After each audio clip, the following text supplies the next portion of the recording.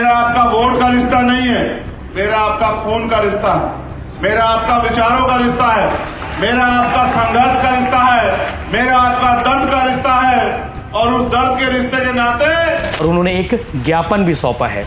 उस ज्ञापन में उन्होंने मांग की है कि इस पूरे घटनाक्रम की, यानी कि बलौदाबाजार हिंसा जो हुआ है, इस हिंसा की सीबीआई जांच की जाए। कितने लोगों ने जेल काटी, किस चीज पे डर रहे हो? मैं तुम्हारे सामने खड़ा हूं, चंद्रशेखर आजाद, जिसने दिल्ली की तिहाड़ भी 2-2 बार काटी और 16-16 महीने जेल काटी, जिसके शरीर में इतनी हड्डियां नहीं, उतनी लाठियों से उसको पीटा गया। पूरे देश में रहते हैं सतनामी समाज के लोग, आपने उनको नंदाज किया और फिर जिस तरह से पूरी घटना घटी, मैं हिंसा के खिलाफ हूँ, लेकिन मैं जानता हूँ कभी हिंसा का रास्ता इख्तियार नहीं करता। अगर वो हिंसा का रास्ता इख्तियार करने वाला समाज होता तो इनकी तरफ आंख उठाने वाला व्यक्ति छत्तीसगढ़ में दिखाई नहीं देता। मैं अपने समाज की ताकत को जानता हूँ। से जुल्म के ये जो जुल्म हम पे हुआ है, भारत के सबसे बड़ी पटल, सबसे बड़ी पंचायत लोकसभा में भी इस मामले को उठाने का काम करूंगा। ये जुल्म जो है ये असहनीय है, इतने बड़े समाज पे होने वाला अन्याय किसी कीमत पर स्वीकार नहीं किया जाएगा। तो भैया नमस्कार, जय जोहार, जय छत्तीसगढ़। शाम 4 बजे से लगातार एक विषय पर लोग फोन कर रहे हैं। लोग पूछ रहे हैं कि चंद्रशेखर आजाद आज छत्तीसगढ़ दौरे पर थे, सांसद है नगीना सीट से और भीम आर्मी के चीफ हैं, संस्थापक है। आज छत्तीसगढ़ दौरे पर थे। बलौदाबाजार हिंसा मामले में वो जनसभा को संबोधित करने आए हुए थे। भटगांव में उन्होंने एक जनसभा को संबोधित किया जिसमें 10,000 से ज़्यादा लोग पहुंचे, ऐसा दावा है उनके संगठन का। तो सबसे बड़ा सवाल ये है कि भीम आर्मी के चीफ चंद्रशेखर आजाद ने क्या कुछ कहा है अपने भाषण में। पत्रकारों से बात करते हुए उन्होंने क्या कहा है, पत्रकारों के सवालों के जवाब देते हुए क्या कहा है, सब कुछ आपको आगे वीडियो में देखने को मिलेगा। लेकिन जो उन्होंने बातें कही वो मैं मोटा मोटा आपको बता देता हूं। इस पूरे घटनाक्रम की उन्होंने सीबीआई जांच की मांग की है। उन्होंने अल्टीमेटम दिया है कि 10 दिन आपका, यानी कि सरकार का, 11वां दिन हमारा, यानी कि भीम आर्मी का। उन्होंने अल्टीमेटम यानी कि साफ साफ शब्दों में कहा है लगातार निर्दोषों के साथ में गलत काम किया जा रहा है, उन्हें दोषी बताकर जेल में डाला जा रहा है, उन्हें प्रताड़ित किया जा रहा है, सतनामी समाज को डराया जा रहा है, सतनामी समाज को टारगेट किया जा रहा है। यही नहीं, भीम आर्मी की लोकप्रियता से डरकर सरकार भीम आर्मी के पदाधिकारियों को जेल में डालने का काम कर रही है। ऐसा कहना है भीम आर्मी के चीफ चंद्रशेखर आजाद, जो नगीना सीट से सांसद भी हैं। सुबह 7:30-8 बजे वो यहाँ छत्तीसगढ़ पहुंच गए थे, रायपुर एयरपोर्ट। तकरीबन 11:30-12 बजे उन्होंने राज्यपाल से मुलाकात की और उन्होंने एक ज्ञापन भी सौंपा है। उस ज्ञापन में उन्होंने मांग की है कि इस पूरे घटनाक्रम की, यानी कि बलौदाबाजार हिंसा जो हुआ है, इस हिंसा की सीबीआई जांच की जाए। हालांकि सरकार ने एक जांच आयोग बनाई हुई है जो 3 महीने में अपनी रिपोर्ट सबमिट करेगी और 3 महीने बाद रिपोर्ट में खुलासा होना है। लेकिन भीम आर्मी चाहता है कि, भीम आर्मी की डिमांड है, भीम आर्मी के चीफ सांसद चंद्रशेखर आजाद की डिमांड है कि इस पूरे घटनाक्रम की सीबीआई जांच की जाए। और उन्होंने ऐसा क्यों कहा तो उसके लिए आपको भाषण सुनना पड़ेगा। उन्होंने भाषण में इस बात को इंगित किया है कि भैया हो सकता है आग अंदर से भी लगाई गई हो। उन्होंने इस बात का जिक्र किया है कि सिर्फ आबकारी विभाग के दस्तावेज जले हैं। भीम आर्मी के चीफ का कहना है कि आबकारी विभाग के दस्तावेज जले हों, वो भी साजिशन जलाया गया हो सकता है। ये भीम आर्मी चीफ चंद्रशेखर आजाद का कहना है। इसके अलावा उन्होंने कहा है कि सतनामी समाज के लोग शांति प्रिय हैं, अहिंसा के पुजारी हैं, तो उनके द्वारा ये कांड, यानी कि ये हिंसा, ये दंगा फसाद करना संभव नहीं है। फिर भी उनके लोगों को टारगेट किया गया है, सतनामी समाज के लोगों को डराया गया है, जानबूझकर टारगेट किया गया है, ऐसा उनका कहना है। यही नहीं, उन्होंने सीबीआई जांच की मांग की है। इसके अलावा अमर गुफा में जो कांड हुआ था 16-17 मई की रात को, जैद खान को काट दिया गया था और जैद खान काटने के प्रकरण में बिहार से 3 लोगों को लाकर गिरफ्तार किया गया था, ऐसा उनका कहना है। उस मामले की भी जांच सीबीआई से कराई जानी चाहिए। उनका कहना है वो षड्यंत्र तहत उस घटना को अंजाम दिया गया था, उस कृत्य को अंजाम दिया गया था, पवित्र जैद खान को काटा गया था। अब आगे सब कुछ मैं नहीं बताऊंगा, आप आगे वीडियो सुनिए। पत्रकारों से बातचीत करते हुए, यानी कि पत्रकारों के सवालों के जवाब देते हुए चंद्रशेखर आजाद ने क्या कुछ कहा है। इसके अलावा उनकी सभा का भाषण का महत्वपूर्ण हिस्सा भी आप सुनिएगा। जब वो भाषण दे रहे थे, भीड़ मौजूद थी, भाषण में आक्रामक था, सरकार को घेरा, राज्य सरकार को घेरा, केंद्र सरकार को घेरा। इसके अलावा इस साजिश में शामिल उन लोगों को भी उन्होंने टारगेट किया है जो लोग दंगा फसाद को अंजाम दिए हैं। आगे आप वीडियो देखिए और वीडियो देखने के बाद अपना विचार जरूर व्यक्त कीजिएगा। एक बार जरूरी सूचना आप सबके लिए, भिलाई टाइम्स के व्हाट्सएप ग्रुप से जुड़ना चाहते हैं, भिलाई टाइम्स की खबरों से अपडेट रहना चाहते हैं तो डिस्क्रिप्शन पर आपको भिलाई टाइम्स का व्हाट्सएप ग्रुप का लिंक मिल जाएगा। उस लिंक को क्लिक करते ही आप भिलाई टाइम्स के व्हाट्सएप ग्रुप से जुड़ जाएंगे, जहां आपको हर 2 मिनट में 3 मिनट में भिलाई टाइम्स की वेबसाइट से लगातार खबरें मिलती रहेंगी। इसके अलावा भिलाई टाइम्स के Instagram page Bhilai times CG को भी आप फॉलो कर सकते हैं, जहां पर यूट्यूब के अलावा बहुत सारे अपडेट्स इंस्टाग्राम पर आपको मिलते रहेंगे। जय हिंद, जय जोहार, जय छत्तीसगढ़। और ऐसे माहौल में आए जिसकी सूचना मुझे दिल्ली में बैठे मिल रही थी। अपनी बात को शुरू करने से पहले मैं बहुजन समाज में जन्मे सभी संतों, गुरुओं और महान पुरुषों को नमन करता हूं। मेरे दाईं तरफ जितने महान पुरुषों की तस्वीर लगाई गई हैं और मेरे बाईं तरफ भी और यहां सामने भी, ये सब वो महापुरुष है जिन्होंने अपने जीवन में बहुत सारे अन्याय, जुल्म, तकलीफें सही, लेकिन आप लोग नहीं जुटा पाए, कोई बात नहीं। लेकिन आज जब मैं यहां आया हूं तो मेरे मन में कोई चुनावी बात नहीं, मेरे मन में कोई स्वागत की बात भी नहीं। मेरे मन में तकलीफ है कि मुझे आपके बीच बहुत पहले आ जाना चाहिए था, लेकिन मैं क्या करूं। आपने जो जिम्मेदारी देके मुझे भेजा है पार्लियामेंट में, वो पार्लियामेंट का सेशन कल खत्म हुआ और कल सेशन खत्म हुआ, आज आपका भाई चंद्रशेखर आजाद आपके बीच में है। मैं सुबह 4 बजे उठ के चला था कि मुझे आपके बीच में जाना है। मेरा आपका वोट का रिश्ता नहीं है, मेरा आपका खून का रिश्ता है, मेरा आपका विचारों का रिश्ता है, मेरा आपका संघर्ष का रिश्ता है, मेरा आपका दर्द का रिश्ता है। और उस दर्द के रिश्ते के नाते आपका भाई मुझे यहां की घटना के बारे में पता लगा और आज मेरे माध्यम से देश और दुनिया में बैठे हमारे लोग जानेंगे कि सतनामी क्या है। ये भी जानेंगे कि यहां जो हुआ वो कैसे हुआ, और ये भी जानेंगे कि आज के बाद जो यहां होगा उसके बाद क्या होगा, ये भी जानेंगे। मेरी बात को आप लोग याद रखें। पहले जानिए दुनिया में रहने वाले लोगों कि बहुत लंबे समय पहले गुरु घासीदास जी ने मन का एक समान, मानव मानव एक समान का नारा देके और टूटे हुए, बिखरे हुए समाज को जोड़ने के लिए इस सतनामी पंथ की नींव रखी। और ये एक ऐसा पंथ है जो सिर्फ प्रेम की भाषा समझता है, जो सिर्फ प्रेम करता है, सम्मान करता है, जिनका झंडा भी सफेद रंग का है और सफेद रंग जो निशानी है वो अहिंसा की निशानी है, वो निशानी है भाईचारे की। तो छत्तीसगढ़, पहले मध्य प्रदेश का हिस्सा रहने वाला छत्तीसगढ़, जिसकी पहचान सतनामी समाज से है, वो सतनामी समाज जो अपने दम पे यहां जुल्म, जाति, अन्याय, अत्याचार के खिलाफ लड़कर और अपनी पहचान के साथ आगे बढ़ रहा है, जिसने देश में, दुनिया में अपना झंडा बुलंद किया, अपना नाम कमाया, इस छत्तीसगढ़ का नाम रोशन किया, यह है सतनामी समाज। और बड़ौदा बाजार में जो हुआ वो एक दिन की घटना नहीं है।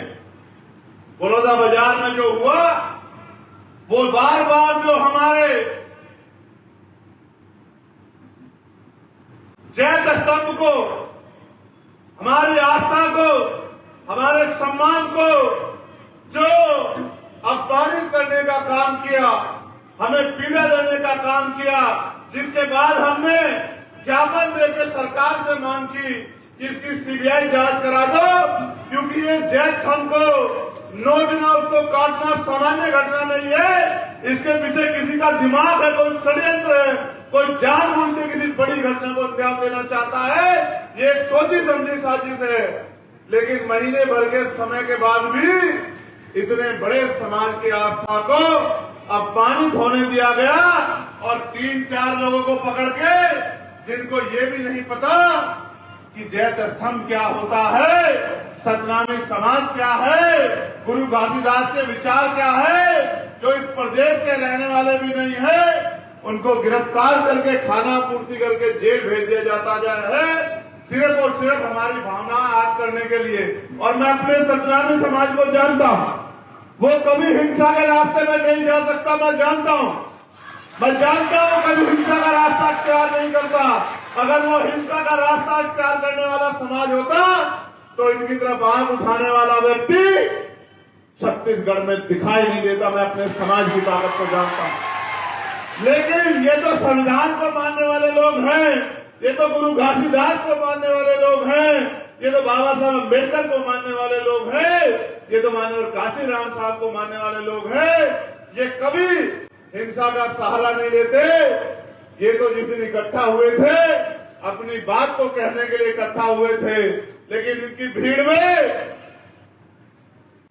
जिन असामाजिक तत्वों ने इस घटना को अंजाम दिया, जिन्होंने जानबूझ के उस षड्यंत्र को हवा दी और इस समाज की आस्था को चोट पहुंचाते हुए और इस समाज को बदनाम करने के लिए पूरी दुनिया में जिस तरह का षड्यंत्र किया और जिस तरह की घटना को अंजाम दिया, सरकार ने उसकी तह में जाना सही नहीं समझा और सरकार ने निर्दोष 17 लोगों को टारगेट कर करके, जो इस समाज के निकले हुए लोग हैं, जो समाज में फैली हुई कुरीतियों को दूर करने और गुरु घासीदास जी के विचारों को दुनिया में पहुंचाने का काम कर रहे हैं, जानबूझ के टारगेट करके उन्हीं लोगों को जेल भेजने का काम किया। और जेल भी ऐसे नहीं भेजा, दुनिया में रहने वाले लोगों सुनो, जेल भी ऐसे नहीं भेजा, उनकी खाल नोच नोच के, लाठियों से पीट पीट के, उनको जूतों से पीट पीट के, उनको बेइज्जत करके उनके हाथ पैर तोड़ के जेल भेजा। और आज मेरे भाई, मेरा परिवार जेलों में सड़ रहा है। ये इस सरकार और इस सरकार के निकम्मे प्रशासन की देन है। क्या इस प्रशासन को नहीं पता था इनका एलआईयू का फेलियर है, इनके इंटेलिजेंस का फेलियर है, इनको नहीं पता था। आज तो इनको पता था कितने लोग आएंगे। आज तो जगह जगह बैरिकेडिंग लगा दी, आज तो गांव गांव में अनाउंसमेंट करा दिया कि मुकदमे हो जाएंगे, जेल भेज दे जाओगे। आज तो डराने का काम किया। 1 महीना हमारे लोग आंदोलन करते रहे कि इसकी सीबीआई जांच करा दो, तब तो गहरी नींद में सो रहे थे कि हम नहीं जानते क्या हुआ, क्या हम बच्चे हैं, क्या हम दूध पीते बच्चे हैं। हमें नहीं पता कि किस तरह आंदोलन को कुचला जाता है, किस तरह से जो है आंदोलन को बदनाम किया जाता है, किस तरह अपने गुंडे भीड़ में घुसाकर और सतनामी समाज के निर्दोष युवाओं पे झूठे मुकदमे लगा के क्या करना चाहते हो, क्या दिखाना चाहते हो। आपको क्या लगता है कि डर जाएंगे? आपको क्या लगता है छिप जाएंगे? आदमी एक बार पैदा होता है, एक बार मरता है। याद रखना सरकार के लोगों, एक बार के बाद दोबारा नहीं मरता और एक बार के बाद दोबारा पैदा नहीं होता। मैं आपसे भी कहना चाहता हूं, बुजदिल तो नहीं हो, बहादुर लोग हो। क्या हो गया तुम्हें? किस बात से डर रहे हो? जेल तो क्रांतिकारियों का गहना होती है। और याद करो, ये मुल्क जब आजादी पाया तो कितने लोगों ने शहादत दी, कितने क्रांतिकारियों ने शहादत दी, कितने लोगों ने जेल काटी। किस चीज से डर रहे हो? मैं तुम्हारे सामने खड़ा हूं चंद्रशेखर आजाद, जिसने दिल्ली की तिहाड़ भी 2 बार काटी और 16 महीने जेल काटी, जिसके शरीर में इतनी हड्डियां नहीं, उतनी लाठियों से उसको पीटा गया, पैरों के नखून खींच लिए गए, दांत तोड़ दिए गए, रीढ़ की हड्डी में गैप कर दिया गया, फिर भी नहीं मरा, क्योंकि संघर्ष करने वाला व्यक्ति मर कोई नहीं है। हो सकता है छत्तीसगढ़ के नेता आंख बीच सकते हैं, लेकिन दिल्ली में बैठे हम लोग आंख नहीं बीच सकते। मेरी बात को याद रखना। आपको शायद नहीं पता कि जिन भीम आर्मी के लोगों को आपने बंद किया है, इसे 21 जुलाई में भीम आर्मी की स्थापना हुई थी। आपको नहीं पता, ये महीना हमारा है, ये हमारा महीना है। पिछले साल इसी महीने में हमने 5 लाख लोग दिल्ली में जुटाए थे और इस बार भी अगर आप आतंक करोगे तो 10 लाख लोग हम लोग दिल्ली में जुटाएंगे। जब आपके सम्माननीय मुख्यमंत्री दिल्ली आएंगे, हम उनका स्वागत करेंगे।